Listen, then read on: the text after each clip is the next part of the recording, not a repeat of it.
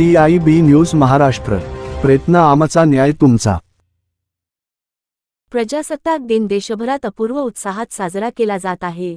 या पार्श्वभूमीवर महाराष्ट्राचे आराध्य दैवत असणाऱ्या विठ्ठल रखुमाईच्या मंदिरात आकर्षक सजावट करण्यात आली आहे। पंढरपुरातील विठ्ठल मंदिरामध्ये अनेक फुलांनी तिरंग्याच्या स्वरूपाची सजावट केलेली आहे। प्रजासत्ताक दिनाचे औचित्य साधून पंढरपूरच्या श्री विठ्ठल रुक्मिणी मंदिर समितीने संपूर्ण मंदिरात आकर्षक फुलांची सजावट करण्यात आली आहे। विठ्ठल रुक्मिणी मातेला पारंपरिक वस्त्रांचा व दागिन्यांचा साज घालण्यात आला असून गळ्यात तिरंगी उपरणे घालण्यात आले आहे।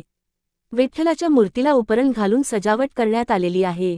भारतीय प्रजासत्ताक दिनाच्या 76व्या वर्धापन दिनानिमित्त श्री विठ्ठल रुक्मिणी मंदिरात आकर्षक व नयनरम्य अशी तिरंगा ध्वजाप्रमाणे फुलांची सजावट करण्यात आली आहे। विठ्ठल मंदिराच्या गाभाऱ्यामध्ये करण्यात आलेल्या सजावटीमध्ये वेगवेगळ्या रंगाच्या फुलांचा समावेश आहे। मंदिरामध्ये विठ्ठलाच्या मूर्तीसोबतच रुखुमाईच्या मूर्तीला देखील उपरण घालून सजावट करण्यात आली आहे। रुखुमाईच्या मूर्तीला करण्यात आलेली सजावट श्री विठ्ठल रुक्मिणी मंदिरातील श्रींचा गाभारा व नामदेव पायरी येथे झेंडू, शेवंती, कामिनी आदी फुलांची सजावट करण्यात आली आहे। श्री विठ्ठल रुक्मिणी मंदिरातील श्री विठ्ठल सभामंडप, मंदिरातील आतील व बाहेरील बाजूस श्री संत नामदेव पायरी या ठिकाणी तिरंग्याची आकर्षक रोषणाई करण्यात आली आहे। प्रजासत्ताक दिनाच्या सजावटीसाठी सुमारे LED बल्ब 100 माळा, 25 फोकस व 100 ट्यूबचा वापर करण्यात आला आहे।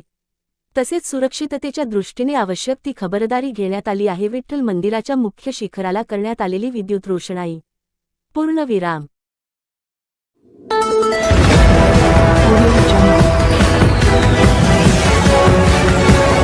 CIB न्यूज महाराष्ट्र, प्रयत्न आमचा न्याय तुमचा।